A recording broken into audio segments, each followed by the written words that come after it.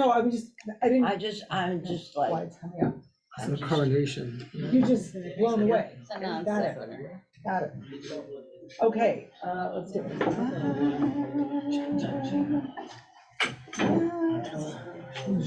Trying to process. Hi, Eva. Hi, everybody. Shabbat shalom. How's everybody? Let me just see where I can do this so it's not flying. Okay. Hi, Ashachayim. So people are coming up. Let's go to gallery. Let's get our tech organized here. Great. All right, let's go to gallery up there. Gallery. Aha, much better. Thank you, Jeffrey. Oh, why is that first page blank? That's so weird. Okay. It's like a title. It's supposed to be that way. All right, great to see everybody. Hi, Jesse. Sorry I didn't get back to you. I will, Jesse. I saw your email. Oh, that's okay. Thank you. Maybe even the administrator has them. Yeah. It's okay. I can help. Oh, okay. Thank you. Good morning, everybody, on this beautiful Shabbat. It's sunny out after a few days of rain. And we have a very special Shabbat today, where we have 5 people who will have their adult bar mitzvah. So stay with us throughout services. Whoever can, stay on Zoom, come in person. It's going to be a huge celebratory and interesting experience. All right, everybody. So today we're doing Parshat Emor, and Emor is one of those harder parshas for people like us, contemporary sort of, liberal Jews, in that there's a lot that's mysterious and there's a lot that's difficult, and I thought I'd dive into one of the more difficult pieces of the parsha. At least I find it difficult. Thank you so much. So we're going to start with a bracha, and if you can screen share that. We're just all going to do this together today, okay? Dissonance, with dissonance. So you can mute, you can unmute, you do whatever you want. Baruch atah Adonai Eloheinu melech haolam asher kitshanu b'mitzvotanu v'tzivanu la'asok b'divrei Torah. So bless God who has sanctified us with your commandments and commanded us to soak in your sacred wisdom. Amen, amen. So we're going to dive right in. Share my screen. So today is called Blemished. That's the name of the session. And what we're going to look at in a moment is the passage about the blemished priests. Now, the blemished priests, those with some kind of blemishes, they could be lame, they could be blind, they could be deaf, they could have, to take an example that the Torah gives us, crushed testicles, lots of different problems. And they are not allowed to come close to God with offerings. That's rather, Nikki's like, no, what's that about? That's really horrible. Yes, it's a moment of horror in the Torah. But they're allowed to eat it. But they're allowed to eat the sacrifices, correct. Yeah, does that make it better? I don't know, maybe not, I don't know. Softens it. Softens it just a Definitely bit. does. Well, Okay, what, not discussion yet. So, I brought in a poem today to start with. So I want to start a little bit with 2 meta frames before we dive into the difficult passage. And the first text, this poem by Yehuda Amichai, I've been wanting to bring in for weeks because we've been dealing with all kinds of difficult stuff in the Torah. And the Torah, is a difficult book. There's a lot of horror in it. There's a lot of ugliness in it. There's a lot of what we would say is immorality. So I wanted to give you 2 meta frames for that. And the first is a poem I love by Yehuda Amichai. And let's see, we can read it in Hebrew and English. Sinanti mitoch Megillat Esther et mishka hasimcha hagasa mitoch sefer Yirmiyahu et zilalat hake'ev b'me'ayim mitoch shir hashirim et hachipus ha'ein sofi achar ha'ahava מספר בראשית את החלומות ואת קין, ומתוך קהלת את הייאוש, ומתוך ספר איוב את איוב. So from the book of Esther, I filtered the sediment of vulgar joy, and from the book of Jeremiah, the howl of pain in the guts, and from the Song of Songs, the endless search for love, and from Genesis, the dreams and Cain, and from Ecclesiastes, the despair, and from the book of Job, Job. Now I just realized I have Israelis in the room, so why am I reading the Hebrew? So, Dorit, do you feel me? Sure. והדבקתי. והדבקתי לי מן השאריות ספר תנ"ך חדש. אני חי מצונזר ומודבק ומוגבל ובשלווה. אישה אחת שאלה אותי אמש ברחוב החשוך על שלום אישה אחרת. שמתה, לא בעיתה ולא בעיתו של אף אחד. מתוך עייפות גדולה עניתי לה, שלומה טוב, שלומה טוב. Beautiful, thank you. And with what was left, I pasted myself a new Bible. Now I live censored and pasted and limited and in peace. The woman asked me last night on the dark street how another woman was who'd already died before her time, and not in anyone else's time either. Out of a great weariness, I answered, she's fine, she's fine. Watching Nikki's face. He's a tough guy, Amichai. He's a tough guy, Amichai. Okay, we'll find out why in a moment. So here we are with a censored Torah, right? Everything that's difficult, disturbing, should I say triggering, out. What's left? I have a book, right? I have a book. And now it's like with this book, I live censored and pasted and limited in peace. It's not a hard book. It's like a daytime soap opera. It's not difficult. It's fine. Right? It's fine. It's vanilla. It's parv. It's easy to digest. It's not charif. It's not spicy. But now we have a spicy book. We have a difficult book, and we reckon and we wrestle. Right? So Amichai sort of, in a way, he's being sardonic about like, oh, let's get rid of all this stuff. Right? And now I'm okay. We'll just get rid of all that. So, but what's that last passage? What, Jeremy? I don't think he's okay. I think he's critical of it. Yeah. Exactly. Right. He's very critical of it. Right, It's right. kind of, right. Right. It's tongue in cheek. Exactly. Right. He doesn't want to live censored and limited and pasted and in peace. And as Nikki said, Amichai is a hard guy. He wants to deal with the hard stuff. What about this last stanza? What's going on there? What about this woman who died? Well, I think this is, Elliot. the new Amichai, who is, everything's fine. Everything's fine. Everything's fine. Yeah. She's fine. She's fine. She's fine. And she died before her time and not in anyone else's time either. Yeah. So I can't Yeah. help but think maybe that's the Torah. The Torah, the eternal book, dead. We've killed her because we can't take the roughness in it. So I will say personally that I love this book because it's so difficult, because it mirrors a world that has not ceased to be so difficult and horrible and ugly and disturbing and challenging.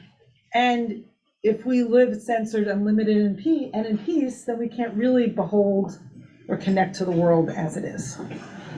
Okay, so that's the first meta frame. Okay? Second meta frame. So this is from Yosef Albo, 14th to 15th century Sephardic rabbi.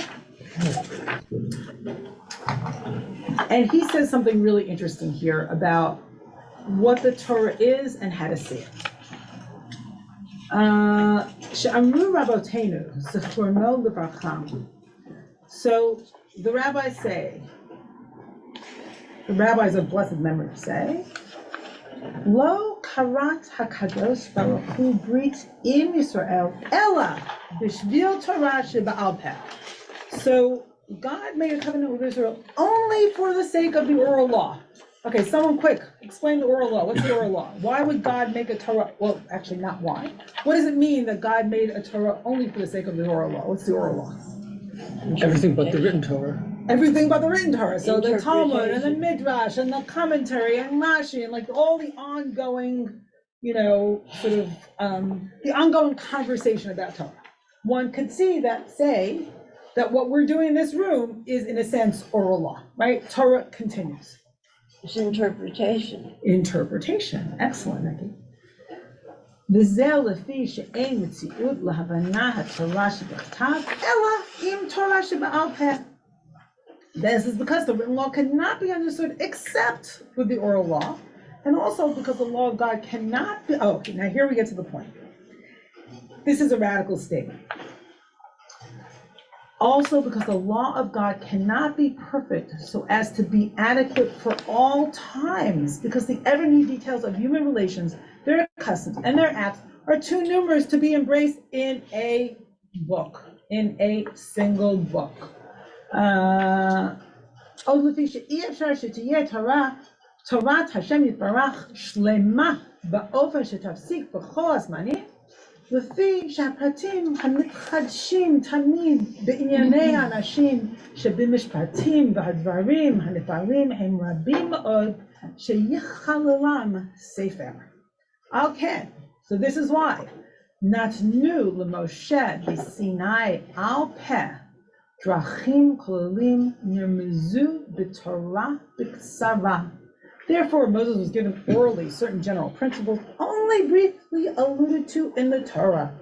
כדי שעל ידם יוציאו החכמים בכל דור ודור הפרטים המתחדשים. A means of which the wise man every generation may work out, wise people in every generation may work out the details as they appear. So in other words, consciousness is unfolding. We see things in our generation that they didn't see in the last generations. And people beyond us will see things that we cannot see and we are blind to. As I often say about the Torah, it's not the end of the conversation, it's only the beginning of the conversation. Okay, so now we're going to look at a difficult piece with these two frames and then see how the conversation unfolded. Okay, that's the meta. I have the conceptual frames. Yep. All right, here we go. All right, so now, Yidaber Adonai al Moshe Lemor, we're in Leviticus 21. Actually, let me ask Asher Chaim to read. Would you, Asher Chaim?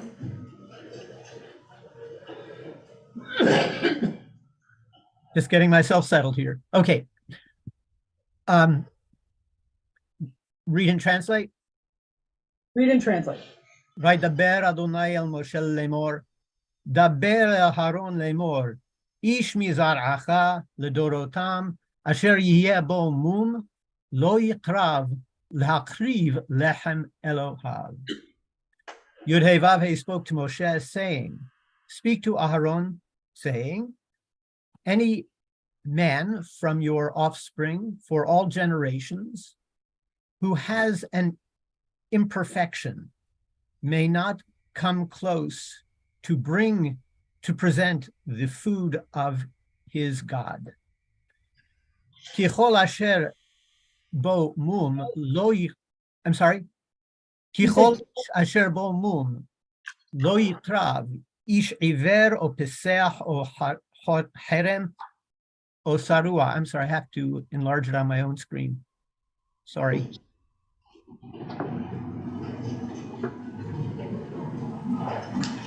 Because anyone who has a defect shall not come close, whether blind or lame or a limb too short or a limb too long. O ish asher yebo shever regel o shever yad, or a man who has a broken leg or a broken arm. O gibein o dak o tvalul ba'ino o garav o yalefet o meroach eshech, or hunchback or dwarf or growth in his eye or boil scar or scurvy or crushed testes. Kol ish asher bo mum mizera Aharon ha-Kohen lo yigash lehakriv et ishe Adonai mumbo et lechem Elohav lo yigash lehakriv. No male who has a blemish from the offspring of Aharon HaKohen will not come near to present the burnt offerings of Yud-Heh Vav-Heh because he has a blemish. Therefore, the food of his God he will not come near in order to present. He won't be able to come near to present the food of his God.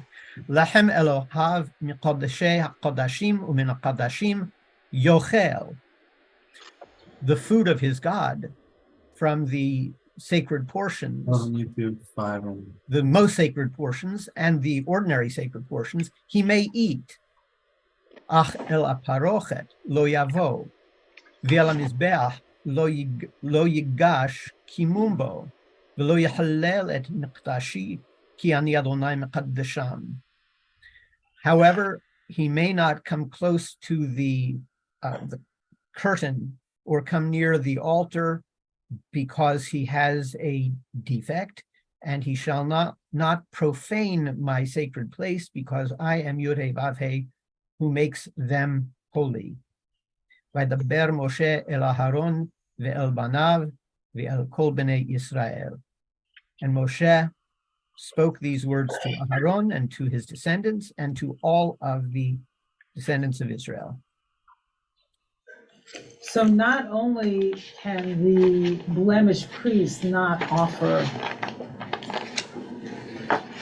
certain things to God, not offer food to God, but if the priest shall come near the altar, he shall profane, right, these places sacred to God. Let's see how you're gonna get out of this one. Yeah, what does the oral law do with any of this? I What? mean, what does the oral law do with any of this? Disgusting. I mean, it's After test. Why don't you give Rabbi Goretz the No, chance? no, it's okay. It's okay. Yeah. Now, we should have this reaction. I'm not saying we should, I'm with you in this reaction. I mean, I have kids with disabilities. This is incredibly disturbing. So let's see what unfolds. It may or may not be satisfying. And I'm not aiming to make the problem go away. I want to see how we might address the problem, how we might reckon with the problem, and then let's see what happens to our understanding of Torah in that process. I will say, Nikki, I'm not taking a comment yet. I'm sorry. I will say that this was not unique to the Torah. This was a general sort of approach to priests and perfection all over the Near East. Is someone not muted, by the way? Okay. So Aaron asked, what does this have to do with the oral law? So let me introduce a piece of the oral law that doesn't, well, I don't know if it directly addresses it. Let's see. So Vayikra Rabbah, Leviticus Rabbah, the commentary on Leviticus, the rabbinic commentary on Leviticus. So Rabbi Abba Bar Yudan taught. Amar Rabbi Abba Bar Yudan. Kol ma shepasal hakadosh baruch hu b'hema hechshir ba'adam. All that God prohibited in an animal sacrifice, God accepts in a human being. Okay. Pasal b'vehema, averet o shavur o charutz o yabelet v'hikshir ba'adam. What is prohibited in an offering? When a person offers from the herd or the flock a sacrifice of well-being to the Lord, it must, to be acceptable, be without blemish. There must be no defect in it. Anything blind or broken or maimed or with a wart, such you shall not offer to the Lord. So this is specifically about animals. It's not about the blemish priest. However, I think the Midrash makes a move that perhaps we can address to the passage that we just read. Amar Rabbi Alexandria Ahejot Hazeh. Im mishamesh hu v'chelim shvurim dnaihu. So Rabbi Alexandru said, human beings are ashamed and embarrassed to use a vessel that is broken. Aval hakadosh baruch hu klei tashmisho shvurim. But not so with God. All God's vessels are broken. And then we have a few verses that prove that. As it is written, God is close to the brokenhearted. The healer of the brokenhearted is how God is referred to in Isaiah and also other places. And those who are lowly of spirit, God will not reject.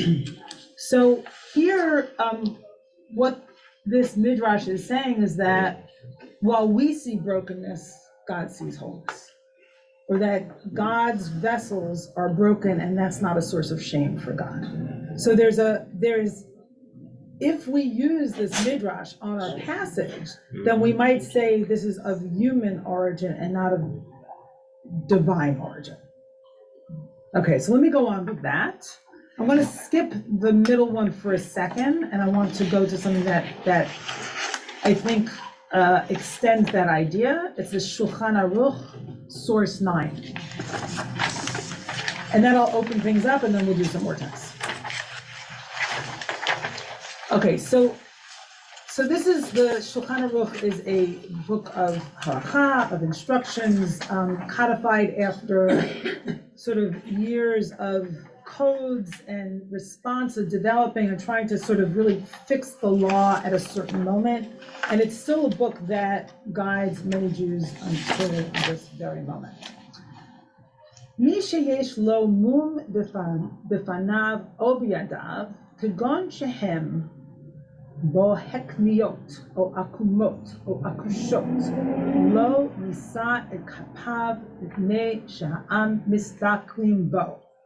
So one who has a deformity on his face or their hands, for example, albinism, deformed fingers, or paralyzed fingers, should not perform the priestly blessing.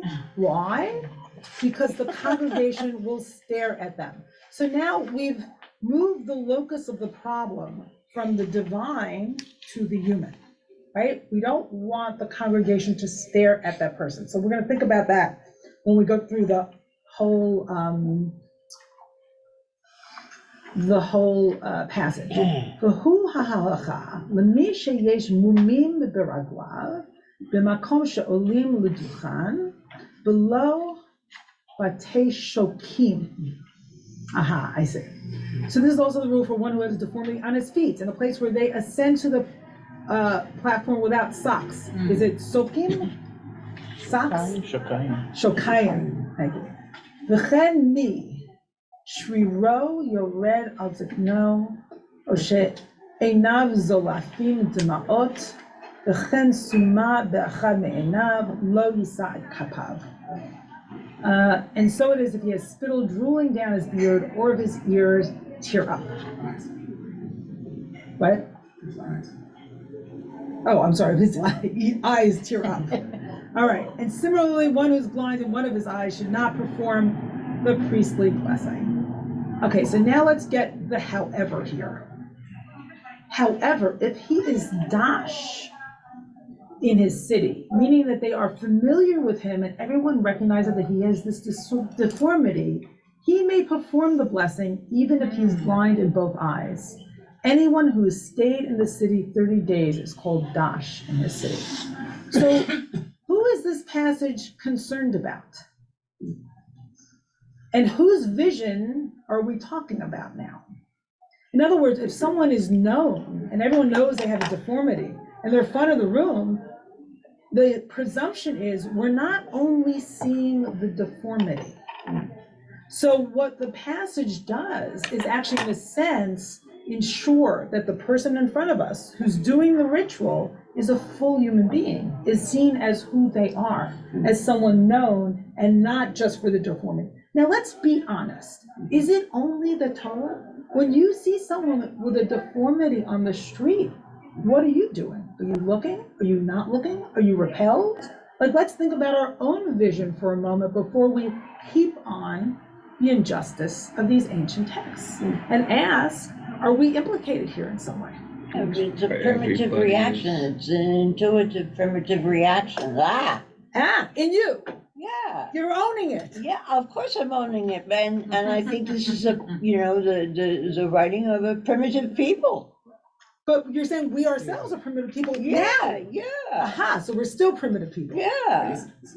So for the media question, like immediately I think about The Greatest Showman, right? That movie was essentially taking, like the whole movie's premise was that he tried to use, the very primitive reaction as a way to bring people into the circus, because he took them into the center of the circus. He created a whole attraction because people innately are drawn to it, even if they're repulsed by it at the same time. But what in the movie's solution was, the more exposure you have, the more likelihood the people are to see these people as human and not as deformed.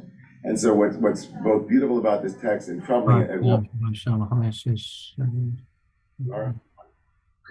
everyone, Gil, can you make sure everyone's muted? Thank Sure, you. yeah. so I think what's troubling for me and challenging and also gratifying is that the locus is now on us as the ones who are viewing, and it's protective, as it were, of the humanity of the deformed or the person who looks different.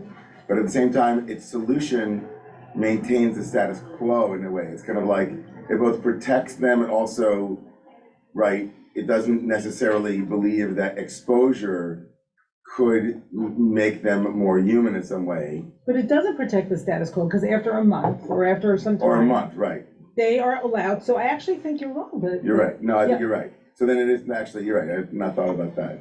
No, right. Right, So they it actually end does up both. doing It does ritual, both. once our eyes are able to go beyond just the deformity. And I have to Right. say, like, as I teach this, when my kids were very young, we used to go to the park. I remember there was one boy who was like grotesquely deformed, like, I don't know, I feel bad even saying that word, but radically deformed. And, everyone was looking and not looking. And I wanted to kind of get to know the little boy, but I wasn't, for lots of reasons, my own and situational, I wasn't able to. Like, I wanted to see beyond, and I didn't know how to get beyond. But there's something about our eyes, and what we see that recoil, and I just read this, I don't know how many of you saw it, in Modern Love in the New York Times. This woman in a wheelchair who can't find, a romantic partner because no one wants to go out with a woman in a wheelchair. And it's like, what does that mean? So what I want to say very clearly is, this is very live in our culture and we're not getting around it. And even if we look at the term, we say this is unethical, I think it holds a mirror up to who we are. The So we're gonna get- Elephant Man. What? The Elephant Man. The Elephant Man, yes. Yeah, exactly. Yeah, that was an amazing play. The elephant man in the room. The Elephant Man in the room. Okay, so I see Jay has his hand up. Any other hands in the room or on the Zoom? Jay, hit it. Shabbat Shalom. This has more to do with the frame and the issue of oral law, which I find fascinating. But if I understand, well, first Albo and then the Vayikra Rabbah, and your takeaway with it, basically that all God's vessels are broken, therefore it's not a source of shame for God that a vessel is broken. The prohibitions are of human origin. Wow. Because the passage starts as Vayidaber Hashem El Moshe. So these prohibitions are clearly mandated by Hashem. So therefore that opens up a huge, portal into the Torah to say, well, what is really mandated and what is really a human construction. And for that to be there from early on in interpretation is fascinating to me. So how do we ever tease that apart? Right? Is this divine? Is this human? Is this a combination? And when is the Torah, when do we feel like the Torah is lifting us up and when do we feel like it's dragging us down? It has to have gushpanka, the authority to do that from early on is quite fascinating to me. Yes. And I think, again, the oral law is so radical in the way that it reframes, reinterprets the Torah, and you're not supposed to read the Torah really without the understanding of the oral law, which basically means that the rabbis rewrote the Torah from beginning to end. And in a What- sense, we're always rewriting it with our interpretations because we can't help but see it through our own eyes. At the Jefferson Memorial, there's a wonderful quote by Jefferson to all these originalists, which says, "Are you kidding? It's got to be reinterpreted in every generation." And this is, And I it think, can't a help fundamental but thing. be that.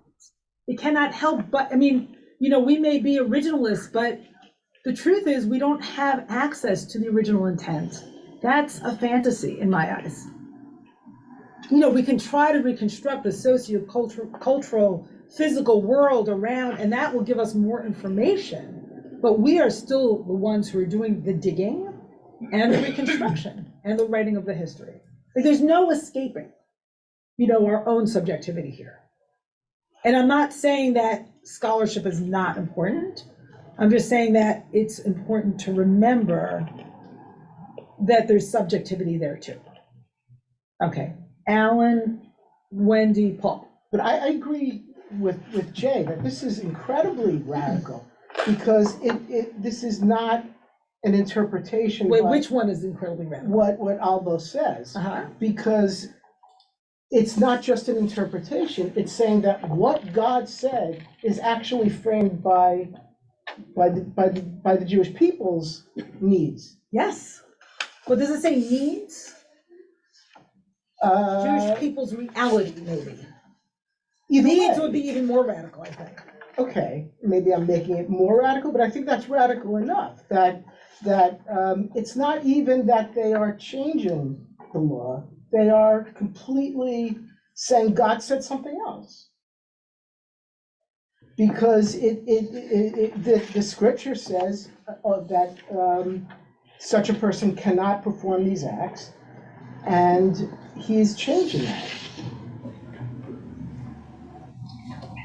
So how is he changing that? He's changing that with his point of view. Yes. About how the oral law works. That's how that meta frame would change anything here. Is that what you're saying, Alan? It is. It changes the entire Torah. It's not just this passage. Yeah, because Albo's saying God cannot be perfect. This is unbelievable, right? So it's not what he thought he said. Well, actually, it doesn't say perfect. It says shlema, whole, complete. Right? It's not complete. There's something about it. One book can't be complete because the ever new details of human relations, their customs and their acts are too numerous to be embraced in a book. Right. So it's not as though he's saying that there is a written law and an oral law. He's saying the written law is I don't know why I'm not able to articulate this. It's not the oral and the written and the oral. It's here's the written and now interpret. It's contextually contingent.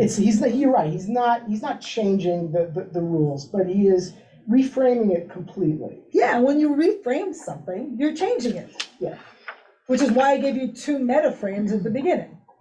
Right? How are we seeing this passage? Through what lens are we seeing this passage? Okay, we had Wendy, Paul, Elliot. You have to also know that there's another place in the Torah where God, tells the people that they have to be compassionate and not to have stumbling blocks before the blind or the disabled. Like, not only if the blind and the disabled are kohanim, but all people with disabilities. You are not to put, you have to have compassion for them, and you're not supposed to put stumbling blocks. Right. So that even though they may not qualify to do the avoda, they still deserve our compassion. So Wendy's doing internal midrash on the Torah and saying that this passage about the disqualified priest because of blemishes is in tension with another passage which says that don't put a stumbling block before the blind, right? Don't take care of or care for those who are limited by their disabilities. Yes, okay. Paul. And then Ellie. The problem, so what's the problem that God is trying to solve? Where? In the Torah itself? In With the Leviticus priests? specifically, but okay. even more specifically what we're reading is a struggle for a way to achieve communion, for people to achieve communion with God. That's much of what Leviticus, to me, is about. And it's a struggle. What is the right way? Well, one way is to kill Aaron's sons. That's not a good way. That's probably worse than what we're reading now. Even though it might, weirdly, it might not have as much emotional resonance, but it's, they're two dead boys because they offered strange fire. And perhaps God is reflective of that act and saying, well, that's a way to enforce some sort of conformity in the way that I want humans to interact with me. But it's not a good way. So God regrets that. So now God is trying on something else, which is this passage that we're reading now, to create physical perfection in a way of managing a divine convocation, a union between God and people. And we don't like that either, but we have yet to achieve what the goal is, which is a way that is within the Jewish world uniform, is acceptable, is practiced, is we're willing to accept, in Rabbi David's words, an obligation. What is that collection of practices and intentionality that works? Leviticus is offering some ways. We don't like those ways. We don't like some of those We don't ways. like some of those I'm presenting ways, one thing today which that is we don't yet like. another oral Yeah. conundrum that we're trying to solve. But Yeah. the central problem is, what do we do and how do we do it? And we're still working on that. I think the fact that we have a synagogue and services of a certain kind is one answer to the way. Yes. Yes. But even within our own world, we're searching for some sort of perfection, in our own, just in the Roma world, we're looking for that perfect union of music and intentionality and intellect and emotion. So that's a good question. I'm not sure I'm searching for perfection or connection. And sometimes for me, one gets in the way of the other. How about the perfect connection? I'm not sure I like that. After Go ahead. No, I'll let you go. So I guess, this reference to the prohibition about, the sacrifices, that they must be without blemish, right? Is that, okay? Animal sacrifices. Animal yes. sacrifices. So I think it might be easier to think about that prohibition than to think about the prohibition we just read about in terms of human beings who are deformed. So why is it, okay, that sacrifices must be without blemish? Why is that? You're asking me. Yeah. So I actually have an easier time answering the question when it comes to human beings than animals. So in terms of the body reflecting the image of God, perhaps there's this sense or notion, especially in ancient times, that if my body is imperfect, then that reflects on the imperfection of God. Okay. In some way. Right. And that's profaning. Right. And I think animals less so, but similarly. That there's this wholeness and perfection that is what can exist close to God's world. Okay, so in a way what we're saying is, in both cases, in both prohibitions, God is insisting on perfection. But what happens in the oral law? No, I'm saying, right? but just to what we have here. Right, and the oral law turns that on its head. Okay. Yeah. Okay. Yeah, I hate to comment and then run, but I have to go upstairs to prepare. But a couple of things. One is that I think that Elliot's comment and also Paul's comment in both of them, like the importance of distinction between, let's say, the animals here, this point about animals versus, let's say, a human imperfection. It's clear that we have to, going back to the originalist versus, oral Torah originalist, I think it's clear that many of us actually who are in the world of emphasis on the oral Torah actually believe in being able to discern original intent in a way that originalists don't, because originalists actually will say, since original intent is lost, we must adhere to the original written expression of the Constitution or the Torah without searching for original intent, because original intent will allow you then, if you know it, to then apply, what is the present moment's reality, given the original intent, to this present moment. It was, of course, not the original intent of the framers of the Constitution to say that everybody should be able to have an AR-15. It was to create a militia, because that's the original intent. Right. We can then apply that it's not being walked out in the present moment. I think that's actually the way that original intent from oral Torahists believe is the way it's working. So, for example, critical scholarship will say we can understand why perfection was desired because of, as you said, Near Eastern assumptions about the deity and so on. But a more oral Torah perspective, like I read Rabbi Zora Atkins yesterday talking about what Paul and what Elliot were bringing up. Like if you bring a blemished animal, that's actually a choice. Like the Torah is not necessarily speaking about somebody who has a number of different animals. One is unblemished and one is, right? The Torah is talking about that and saying if you have a blemished animal and you bring it, no, bring the unblemished animal. Why would you present a blemished animal when you can give? Maybe you want to keep the unblemished animal for yourself. Like, no. And so the same thing with Paul about, Zohar was saying very beautifully that one could read this from a midrashic perspective as bring all of yourself, right, in service of God and don't leave anything out. Like, meaning, when one commit in absolute total commitment to entering into the temple precinct as a midrashic read on this perfection, right? When you're looking for union or looking for connection or looking for the perfect, right? Even if the perfect is desired, don't hold back because you can't give everything you have. Give everything that you possibly can give. And that's kind of like another way to soften this conversation around the priests. Beautiful, thank you.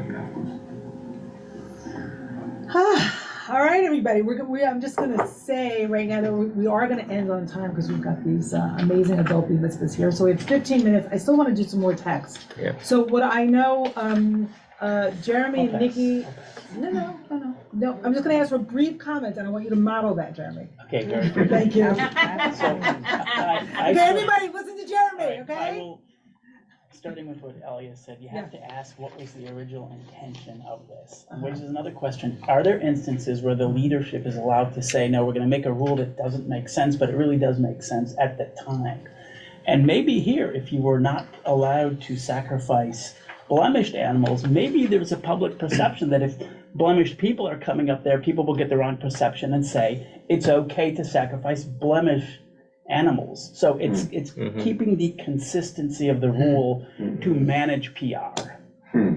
Interesting. That I'm not saying that's the rule, but we have to ask the question. It's sort of an imperfect rule for the sake of something else. Exactly. Okay, interesting. Yeah, I have a question. How did these people become priests in the first place if they weren't struck after they became priests? I see there's a reference in the USCJ blog to people who became deformed after they were priests. But how did the ones who were deformed become, how were they allowed to become priests? They're just the sons, the line, the sons of it. You're born into it. Maybe I was born that way. It's like the royal family, exactly, to take a wild example. You're born into it. Okay, no one else in the room, we're going on to, okay, so now I'm gonna ask you really, really concise, the challenge of concision. Beth, Asher Chaim, Lori, and being on point.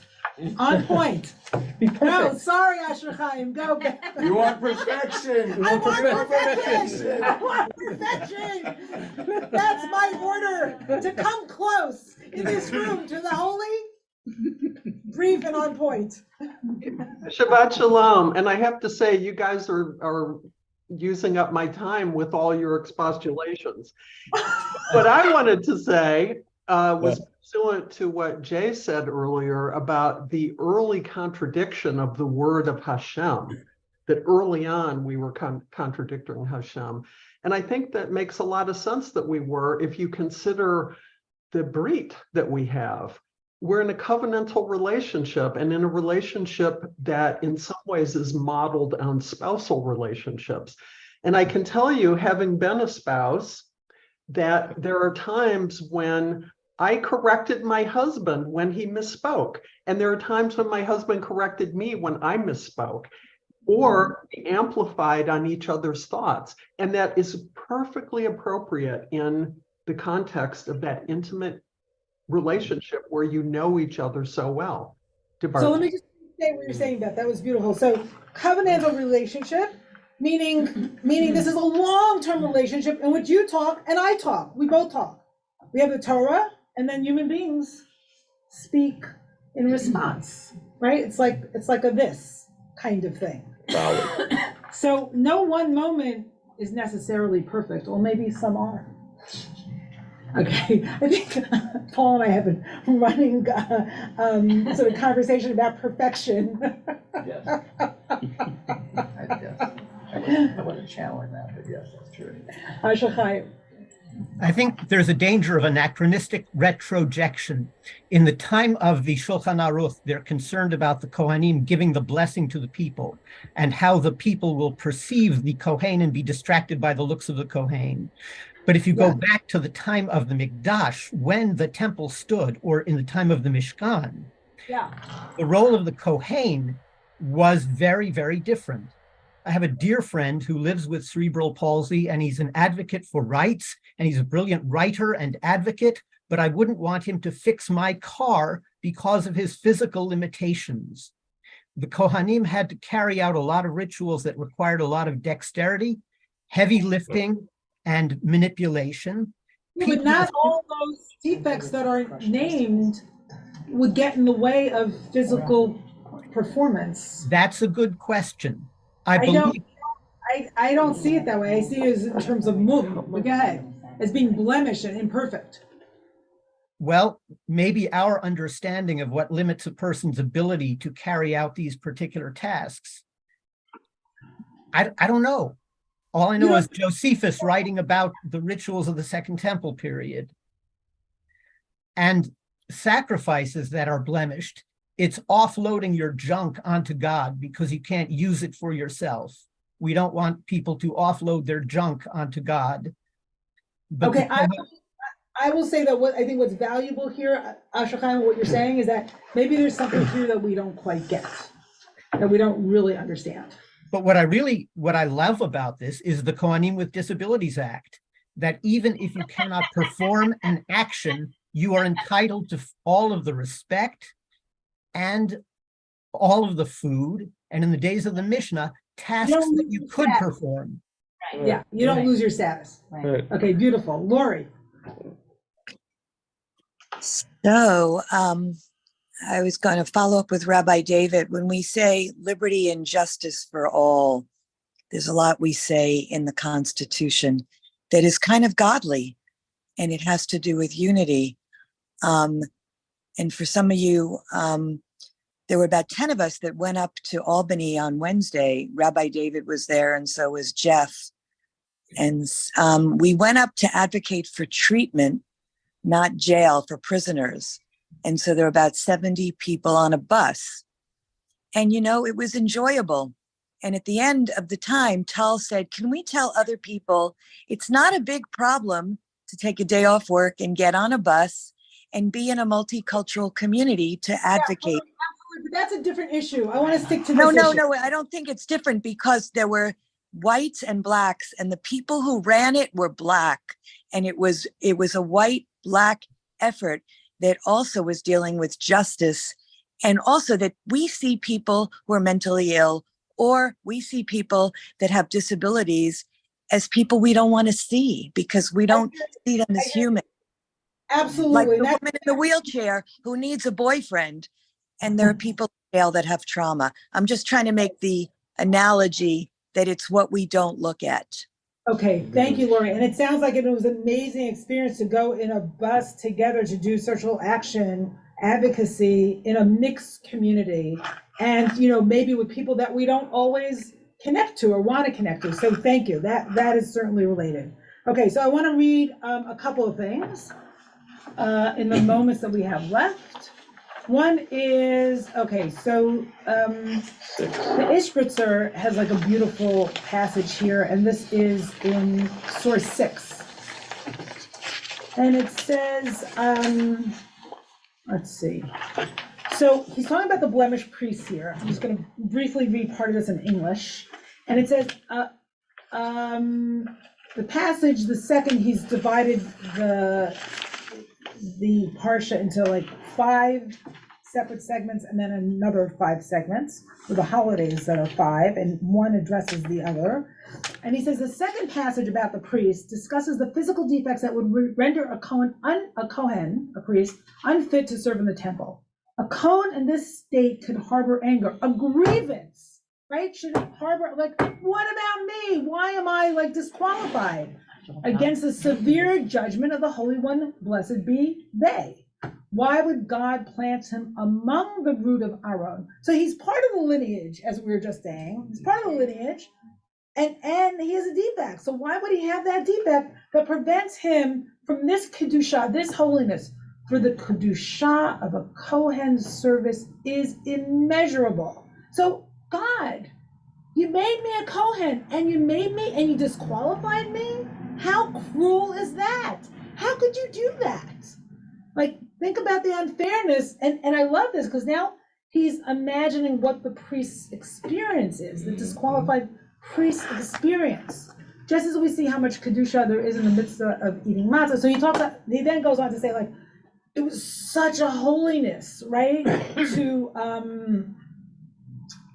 to do these offerings that the priests were disqualified from. Okay, so even just seeing a Kohen who's rendered unfit to serve can cause one to be angry at God. Okay, so then the response or the medicine for this is a little bit less satisfying. He's saying that Shavuot, the laws of Shavuot are mentioned in this parsha along with other holidays. He's saying Shavuot corresponds to the passage dealing with a Kohen who is unfit for service. For with the giving of the Torah, all those who were sick or lame, deficient in any way were healed. And Shavuot teaches us that God will heal everything. Okay, I don't know what to say about the answer, but I love how Ishbitzer frames the problem and gets behind the experience of the disqualified priest. And to say, like, this guy has got a grievance. Like, you made me a priest and you made me unfit. Or maybe, it's like, I'm an Olympic something, and then suddenly I had an accident and I can't walk anymore. But why'd you give me these gifts? And now I can't offer them. Okay. Now let's go to Jack Reamer, source 12. Jack Reamer is an American Jewish historian who teaches at the Jewish Theological Seminary, who I studied with in my time at rabbinical school. So this is strong. If Yitzchak Avinu, Father Isaac, who became legally blind, we're in source 12, in his old age, were to come into our synagogue and want to daven with us, talk about perfection, would we have a large print prayer book available for him? Mm-hmm. If Yaakov Avinu, Father Jacob, who was injured in an encounter with a mysterious stranger and lived for the rest of his life as a result, were to come into our synagogue and want an aliyah, would he be able to get up to the bima? Do we have accessible, is our shul accessible? Yes and no. Talking about Romemu. And if not, if we don't have a ramp that makes the bima accessible to people with disabilities, what would we say to him? If Moshe Rabbeinu, Moshe, our teacher, who had a speech defect, were to come into our shul and want to read from the Torah that he gave us, could we handle it without becoming embarrassed if he were to stutter? Strong stuff, right? Brings it right home. So, it's interesting. It's an interesting exercise to look at the Torah as a product of its time. And then it's interesting to look at the Torah as a mirror that's held up for us. So he's holding up a mirror for us. Okay. This is talking about the oral law, sort of moving far and yet fulfilling the written Torah, as Alan was talking about before, trying to sort of, get our arms around, like, what is that relationship? So here the rabbis say in the Midrash on the book of Dvarim that there was like a retinue of angels, Okinyah mehalechet lifnei ha'adam, v'hakarozot korzin lefanav. A procession of angels passed before each and every person, heralds before them, right, declaring, make way for the image of the holy, blessed one, Yishi. Right? What do they say? Tnu makom ikonin, to the image, give a place to the image, shel hakadosh baruch hu, to the holy one, blessed Yishi. So could you imagine every person you see is that image, right? And then they go on to qualify a little bit. See how many angels or guards watch over you? When do you have many? When you guard the words of Torah. So when you guard Torah, you have more angels guarding you as an image of God. The word icon. Yeah, it's exactly. Okinya is from the word icon. Okay, so Jacob Artson is the son of Brad Artson, who's autistic. And he writes, and again, this brings it right home to the kind of synagogue we have. Inclusion isn't just about me, it's about everyone. I've seen the incredible stress my family has endured because of me, and being excluded from our Jewish community, or having to constantly fight to be accepted as part of it, has greatly magnified our stress. After 10 years, we finally found a synagogue where people smile at me, even if I am sometimes too loud or excited. And no one stares at me like I'm a piece of trash. Right? Talking about, like, he's talking about now the Shulchan Aruch, the book of law, where it took time for people to know him. And now, right, they don't stare at him like he's a piece of trash. They smile at him. They know him. The kids engage with me even when they are not getting community service credit for doing so.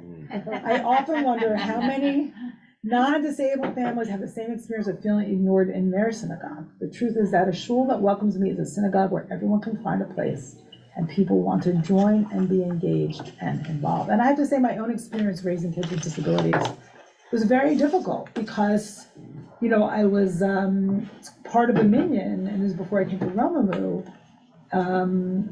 where, like, sort of the social currency was all about accomplishment and mastery. It's like, I'm on my way to an Ivy League synagogue, Ivy League college, and that wasn't the story of my family, and that was not the story of my children.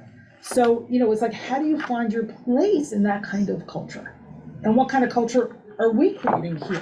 And is there room for all kinds of people, all kinds of neurodivergent people, as Rabbi David just spoke about a few weeks ago? So now the next one, yes. About what you just said. Yeah. In this kind of an environment right now, it is about intellect and knowledge and. Right here in this environment. Right here now, yeah, anyway. Is that all it is, Amy? Say more. Well, I don't think so. However, it requires a certain level of academic, what you were just describing, like academic or experience or knowledge to participate in this, which I'm not saying this is the only thing in a synagogue, but anyway. So can people contribute here in this room when it's not about a certain level of knowledge? Yeah, that kind of it ramps up and then up and then up and, a little bit. Because I don't know anything. So thank you for naming that, and thank you for speaking into this space. Yeah. Not a criticism, No, I'm not hearing it as criticism. Yeah. I hear you, like, widen the lens, like, what are we doing right here and now? And who can participate? And who's speaking, who's not speaking? But I think that people who don't have the background and just want to listen and learn can come and listen and learn and be accepted too. I have a little bit of a different view. Let me expand it to not only can people who don't have a background listen and learn, but people's experience. I'm raising an issue that each of us contend with in some way or another. How do we respond to people who are disabled? Each of us can speak from that experience. There's no one here who can't speak about that. So I just want to widen the conversation.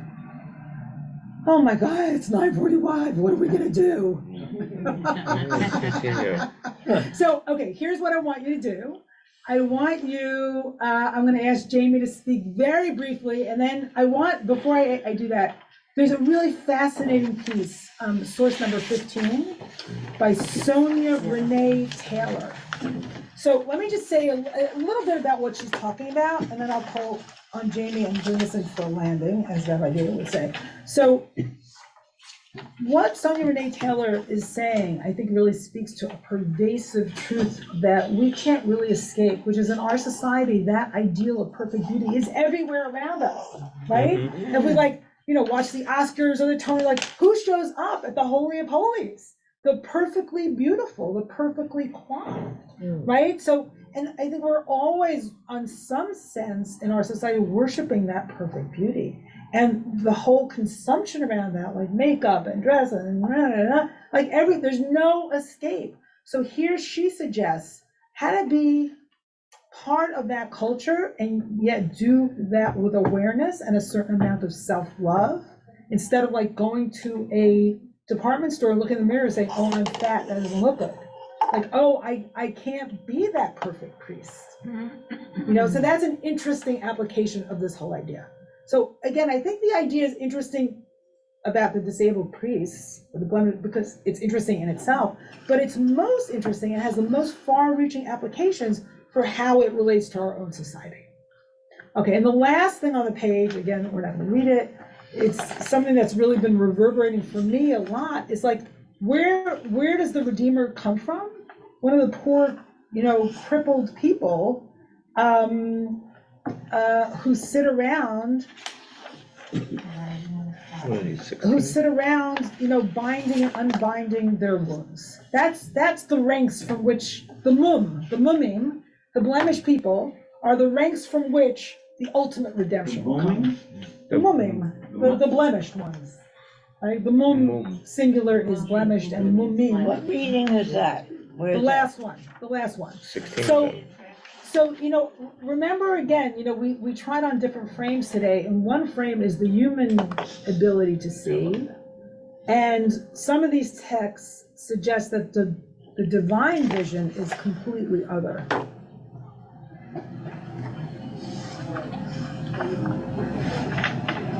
Just see what you're pointing at. Okay, Jamie. Thank you. So I'm going to go in the direction of the self-love as being sort of a reflection of us as being part of the divine. And this morning I was reading this fantastic book by Jeff Golden, who I met at Romemu, called Reclaiming the Sacred, Healing Our Relationships with Ourselves and the World.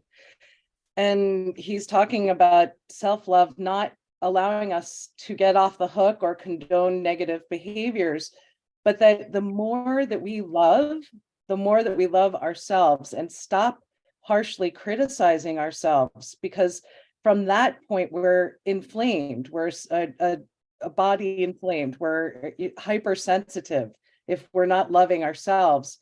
And once we come to a resolution of self-acceptance and self-love, then we can accept the imperfections of others. It's when we're judging ourselves, then we're judging others. But as we stop judging, yes, sorry. I mean, that's challenging. How do we, I'm curious, what's the path there? But I think Jamie, I need to close, I'm sorry. Okay, all right. One path is to challenge what's held up as perfection in our own culture and sort of, perhaps begin to question, that idolization of a certain kind of perfection, of what we see in films and television and advertising. So I want to bless us all this Shabbat with a sense of acceptance and seeing one another with a retinue of angels going before each of us, saying, created in the image of God, created in the image of God. Amen. Shabbat shalom. Thank you.